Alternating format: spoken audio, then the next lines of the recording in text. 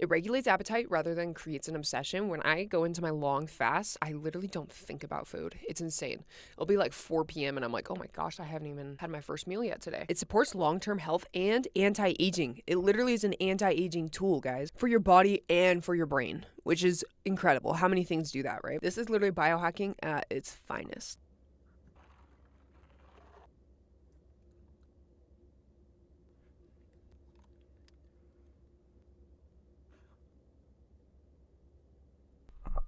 Good morning, everybody.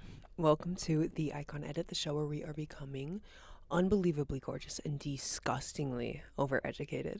My name is Monet, fellow icon in training and host of the show. I am no expert on anything, but I do love learning and I'm chronically curious, and I love to share my research with you guys, and you share anything and everything that you know on the subject back with me, and we all grow hotter and more educated together, right? Oh, I want to start today's episode with I'm doing like a book of the week recommendation. I just finished an amazing book and I'm tired of having these amazing books and nobody freaking reads. Nobody reads. Just get Audible. People always give me like kind of a weird like, oh, well, I like to read with my eyes. Well, do you?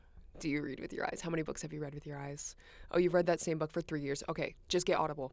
Anyway, just like over having these amazing books and nobody to share them with. So I just finished the book Hera by Jennifer Saint. I've been in a big Greek mythology little kick for a minute, and this made me decide I definitely want to do a goddess series in my show. Greek goddesses, and like I want to get into Egyptian goddesses. I just think there's so much cool, divine, feminine, fun energy in that. So look forward to that coming up, and please read it. And if you have any books, please share them in the comments. I am a huge reader and I'm always looking for my next favorite book, so please share. Now let's get into our topic for today. Today's topic is huge. What I'm sharing with you today, what I've learned from all of this, completely has changed my body, completely has changed my skin. I know I've shared like pictures of my skin from like a year ago so many times, but it was just like night and day difference between how it is now and how it was then. And I am breaking out a little bit, it was the holidays. I'm kind of suffering the repercussions now, which is why I really wanted to get into this episode, refocus myself, get so toned, tanned, gorgeous, glowing, porcelain skin by summer, or like ideally by like March. Hard deadline, June. We're locking in. Lock in with me. Let's do this together. I'm going to be super accountable. Good news, I have the ultimate tool to accomplish all of that. Toned, clear skin, get rid of stomach pain. This is your hack, okay? It's easy to fit into any busy lifestyle. It is easy to stay consistent with. It's the least restrictive diet, if you ever want to call it that, ever. I don't like calling it a diet. And it is called intermittent fasting. And real quickly, screw calorie deficits. Fasting is not the same as a calorie deficit. You're not trying to eat less than what you need. I am super against calorie deficits. I think it just makes you hungry. It makes you irritable. It slows down your metabolism long term. It takes your body out of a fat burning state. So why would you just suffer and get less from it? And they're discouraging and unsustainable. So screw them. Leave them in the past. We're over it. We're talking about something far better, far more reliable. Makes you see results like 10 times faster. I'm not even kidding. This is super crucial. We are not the same as men, and we cannot fast the same as men. I feel like that's why so much negative media has been coming out about women fasting, because we are different. Our hormones are different, and we need to change and adjust to our hormones. And when you do that with fasting, it both betters your fast, makes it easier, and it increases your hormone health by a lot. If you fast like a man, your hair will start falling out. Your period can disappear, which is never a good sign. And you can actually get the opposite effect of what we're looking for. You can maybe even gain weight, have more acne from the stress on your hormones, and just less energy. So we need to be very intentional. Make sure you stick around. I'm going to get through how you want to fast to your cycle, and it'll be your new superpower. Today, I'm giving you a step-by-step guide on how to fast like a girl. This will improve your hormones, tone up your body, improve your mood, and glow you from the inside out. And before I get into anything, there's a group of people who should not be fasting, and this is very crucial. If you are pregnant or breastfeeding, when you fast, your body goes into intense detoxification. When you're breastfeeding, those toxins, can come out in your milk, and it's really bad for your baby if you're pregnant. I think just overall, you want to feed yourself whenever and however much you need when you are pregnant. Let's be honest with ourselves here. If you have an eating disorder, or if you have issues with food, I love you, but this video isn't for you. So let's talk about why fasting works. Where do these benefits come from? Why has it been such a buzzier word for the past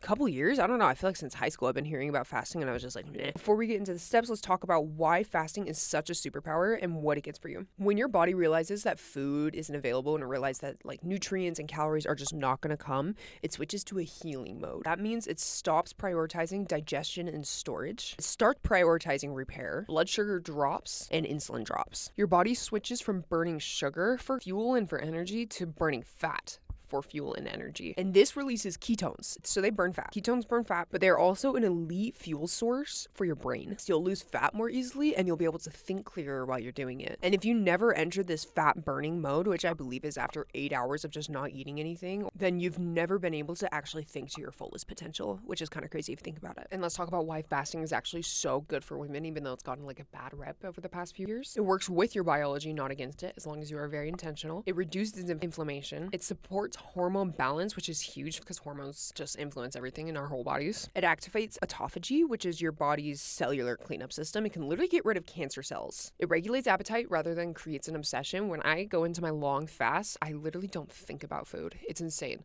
It'll be like 4 p.m. and I'm like, oh my gosh, I haven't even had my first meal yet today. It supports long-term health and anti-aging. It literally is an anti-aging tool, guys, for your body and for your brain, which is incredible. How many things do that, right? This is literally biohacking at its finest. So let's go step by step in how to build your fasting routine to clear your skin, tone you up, snatch you up, get you focused and your best health. Let's talk about the cycle-based fasting guide. We're going to go through all the menstrual cycles right now. I'm going to give you a guide on how long you should ideally fast through those phases. So bookmark this, take notes, whatever you need, because this is crucial to get the most out of your fast and to make sure you don't suffer those unwanted repercussions. So with all this, fast for yourself, like figure out what works for you as long as you stay healthy. For example, days 1 through 10 are supposed to be your long fasts. They suggest that you do like even 24-hour, 36-hour fasts in this period. For me, when I'm on my menstruation cycle, my menstruation like that point in time when I start bleeding, I always need at least like 1 or 2 days of not fasting at all and not working out hard to kind of prioritize myself during a crappy period. So tailor it to yourself. Back to it. Days 1 through 10 are menstruation period. This is your power phase, actually. So during this menstruation period, you're doing your long fasts. And when you do eat, you want it to be high protein, healthy fats, probiotics, and low carb. Ketobiotic, we call that a ketobiotic diet. So high in like protein, low carb, and biotic is just like get your pre and probiotics, you know? So days 11 through 15, that's your ovulation period. You want to do shorter fasts, and we're going to go through a diet or like food preferences, I guess, of hormone supportive carbs. So like fruits, roots, and polyphenols. Just think of like those healthy carbs. Like you actually want potatoes, you want beets during these hormone feasting times. Days 16 through 19, I forgot to label it. But days 16 through 19 in your cycle, those are when you, again, want to do your really intense fasts. Those are when you want to do your longer fast, maybe push for the autophagy fast. You're, again, ketobiotic. So you are focusing on low carb, high protein, high fat, and lots of pre and probiotics. And then finally, day 20 till when you bleed, no fast. Eat when you're hungry. When you wake up in the morning, have breakfast. And you're going to be eating, again, those hormone feasting foods. So lots of roots, lots of fruits, and focus on those polyphenols. So like dark chocolate and red wine. And in that point in time, your focus is more calories, more carbs, and focus on nourishment, just getting like what you feel like your body needs. Listen to your body at that point. But now that we have gone through the cycle and when you should be doing what at what point in your cycle, let's get into how you actually start your fast. Most of your fast should happen while you're asleep. This is like one of the big hacks of fasting. And let's talk about coffee, because I know like I need my coffee every single day. It's one of those things that like gets me out of bed in the morning and motivates me as I'm getting ready.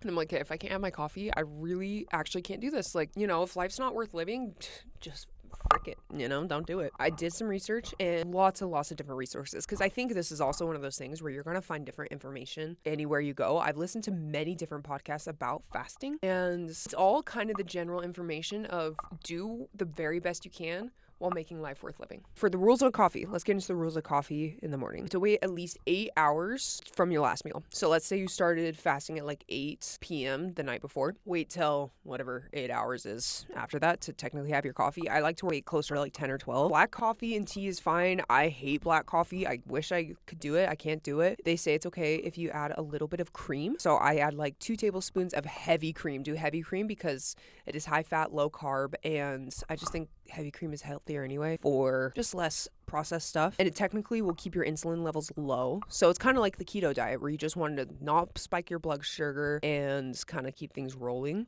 On autophagy days, I don't know if you can do that. I think on autophagy days, you have to be totally clean. On days where I'm doing an autophagy fast, I don't have my coffee in the morning. I do drink a lot of tea and a lot of like, I don't do Diet Coke on fasting either, but a lot of other things just to keep me feeling satisfied. And you can also add MCT oil. So MCT oil will actually get your body into a fat burning mode to take you out of the sugar glucose burning mode and into the fat burning mode much faster. So adding that to your coffee can actually really boost your fast. So with your coffee, black, a little bit of cream, or MCT oil is going to be your best bet. No sugar, 0 sugar in the morning. Next, step 3, during the fast. So I personally love working out in the morning when I'm fasting, and this is why you actually get way more benefits. Your insulin is low and your body taps directly into stored fat. So you're not just like burning calories, you're literally using your fat as fuel. But you have to be super careful with this. So avoid super high intensity workouts. I usually do Pilates. I love yoga. I love walking. I never do high intensity workouts. Like I very rarely, I guess, do high intensity workouts. So it doesn't really bother me. But if you do those high intensity workouts, don't do them during your fasting period because it can spike your cortisol, which will lead to like breakouts and poor hormonal health. And long term, it can really slow your metabolism. So just be super careful with that. If you feel shaky, weak, dizzy, anything like that, you just eat. There's no gold star for suffering. I think that's a big one here. Like, yes, fasting is going to be uncomfortable at certain points, especially in the beginning, but you shouldn't be suffering. You shouldn't be miserable. It should not be like completely taking it out of you to go through your fasting periods. This is a long video. I'm already at 20 minutes.